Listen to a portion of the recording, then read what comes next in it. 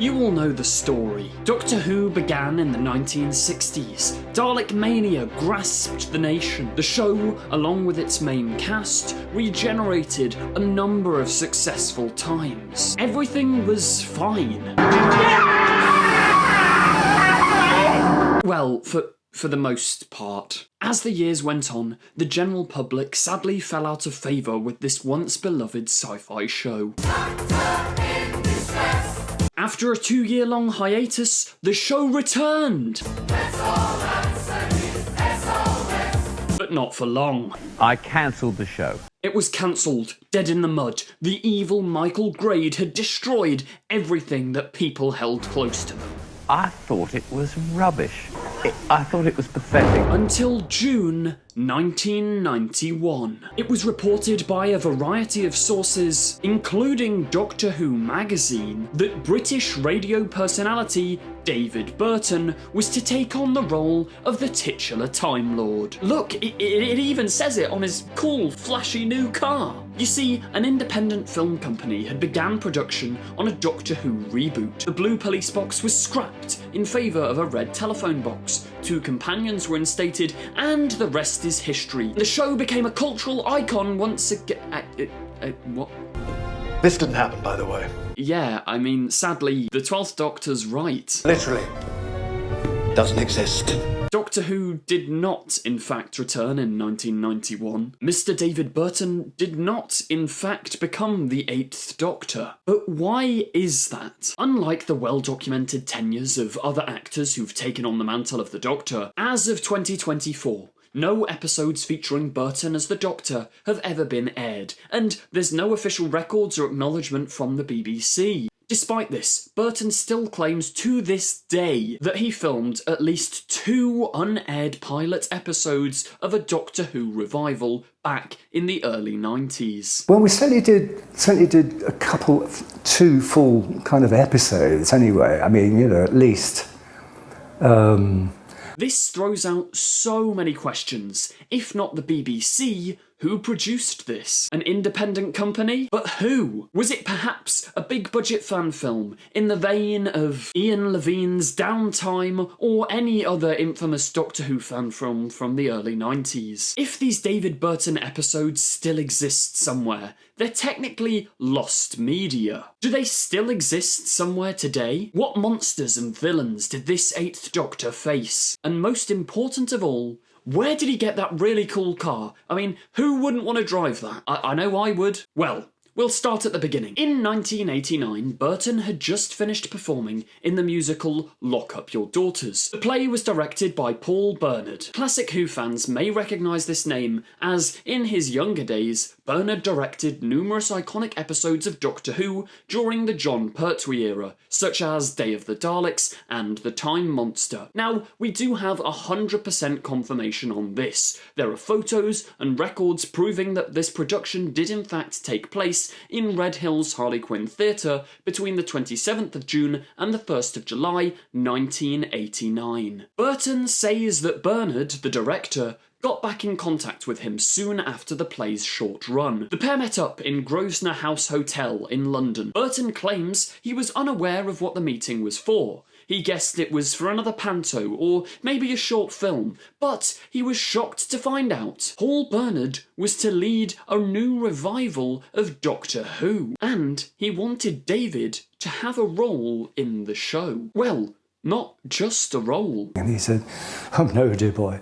We're looking at you playing the Doctor." Burton was more than happy to jump for joy at this offer. I mean, who wouldn't? But here is our first hurdle, and I'm afraid it's a pretty big one. We don't actually have any evidence that this meeting took place, but I suppose you could argue, who writes down every meeting they've ever had, and how would I find evidence of a meeting that took place in a hotel in London in the 90s? Well, I couldn't figure this out, but thanks to the dedicated research of some wonderful person at endoftheLane.co.uk, the link to this blog page will be in the description. It's been an incredibly helpful source throughout the creation of this video. They were researching this very topic for the 2012 documentary Lost in the Dark Dimension. We now know that director Paul Bernard's wife has no recollection of this Doctor Who pilot. Like, at all. After Bernard's passing in 1997, she even checked his old diaries and work logs for any brief mention of a Doctor Who revival around this time, but alas, nothing. If you're enjoying the video, please feel free to drop a subscription. Subscribe, like, share, hit the notification bell, all of that jazz. It really helps me out a lot and allows me to keep YouTube as my part-time job. This channel is full of Doctor Who-y goodness, so any support would be really appreciated. However, that doesn't mean it didn't happen. The plot only thickens from here. Maybe David's memories deceive him, because you see, in his original comments made in 1991, the actor doesn't even mention getting a call or working with Paul Bernard. Rather, he says that he received a phone call from an independent production company known only as Millennium Productions. Apparently, this company was the one to invite him to London, to give him the meal, and to ask him to play everybody's favourite Time Lord. Once again, thanks to the research of endofTheLane.co.uk, link in description, we know that there were in fact two production companies with similar names to Millennium Productions that were in operation around this time. One of these companies, the larger of the two, produced factual entertainment. Some of their docs were shown on Channel 4, but they didn't produce any drama. No single cam, no multicam,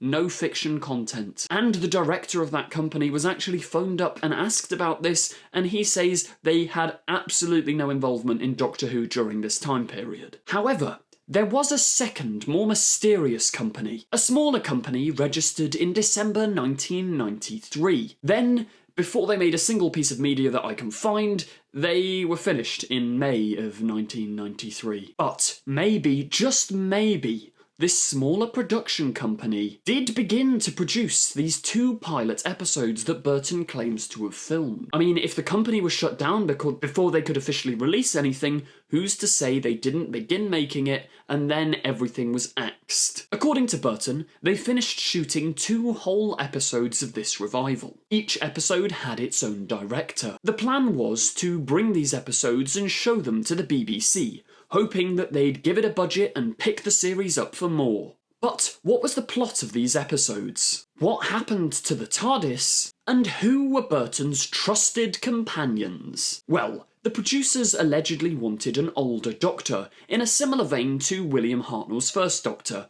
a grandfatherly type figure, but with the eccentricities and bonkers nature of Tom Baker's fourth Doctor. The producers were also apparently worried that kids of the 90s wouldn't have a clue what 1960s police boxes were, although now that's an iconic staple of British pop culture signifying a TARDIS. In the 1960s, these boxes were actual things. And understandably, the producers were like, well, no kid can relate to that nowadays, so they planned to change the iconic design of the TARDIS to a red phone booth with blacked out windows, which I've got to say is a stupid idea. The blue box is so iconic, and the fact that it's still going around in the show to this day proves that if they did change the TARDIS to a red phone box, oh dearie me, no. His companions were to be a set of twins, one called Heart and one called Diamond. Although there is limited information on what this pair of companions would actually be like, I imagine them as sort of 2 school kids, in a similar vein to Susan or Dodo from the first Doctor's era. Maybe a little bit of a fish out of water character that the audience can relate to. We don't actually know much about the villains that the Burton Doctor would have faced, however we could probably rule out the Daleks, as the Terry Nation estate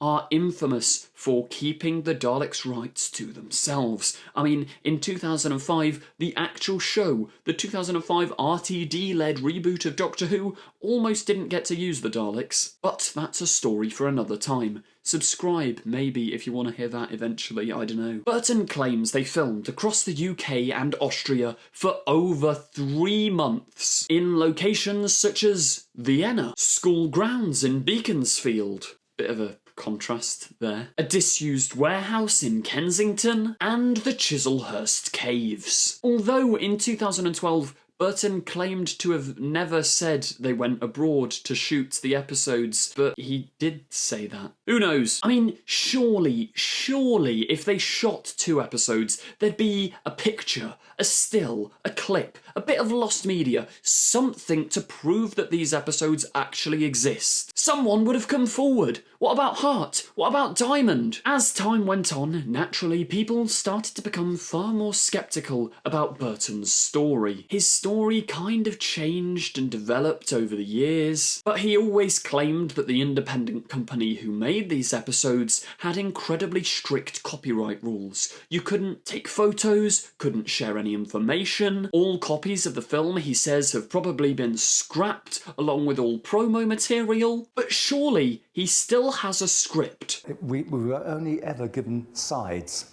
We were only given for the next day's filming, and then they were taken back. As soon as you finished, they were taken back straight away. Maybe they were just really private and confidential. I mean, that doesn't explain why he has the new Doctor Who written on the side of his car, but nah, never mind. In January, when I began writing this video, yes, it's been a long time, university got in the way and I've only just finished, I did actually reach out to David. I messaged him a lovely long paragraph asking for an interview or for any insight or comments on his tenure. But alas, I got ahead. Ouch. Judging by some of his social media posts, I think his relationship with Doctor Who has kind of soured as the years have gone on, and more hyperfixated fans have badgered him, asking about his tenure. He did take part in an official BBC-made documentary back in 2012, which included a couple of scathing comments. So understandably, I can see why he's a bit apprehensive to talk about Doctor Who. The plot thickens. I'm sat here editing this video currently,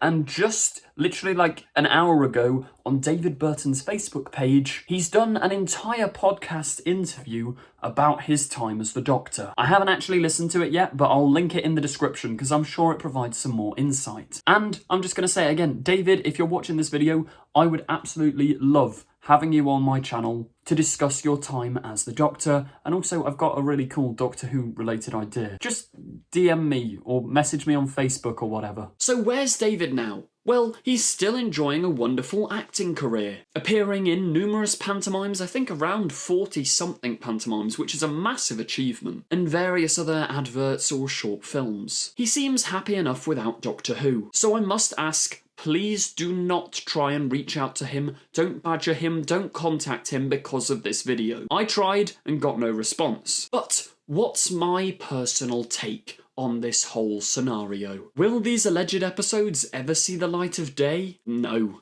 Sadly, I don't think so. I think there's a very slim chance the series ever got past pre-production, let alone actually having 2 existing episodes. The lack of even a set photo or a cast member coming forward leads me to believe one of 2 things. Either the crack in time from Series 5 has seeped into our universe and removed all traces of these episodes, or, well, it never really happened in the first place. I'll let you guys make up your minds on that. But, I mean, who knows? We just had the Schalke Doctor canonised, for God's sake. Maybe this alternate 8th Doctor will step out of the TARDIS and save the universe from total destruction. Oh, and you might be wondering what happened to that really, really cool car. Well, apparently, I don't want to get sued, the company had to go and steal it back off his drive with spare keys a couple of years after this photo was taken. I don't know. Thank you very much for watching this video. If you did enjoy, please do remember to like, comment, subscribe.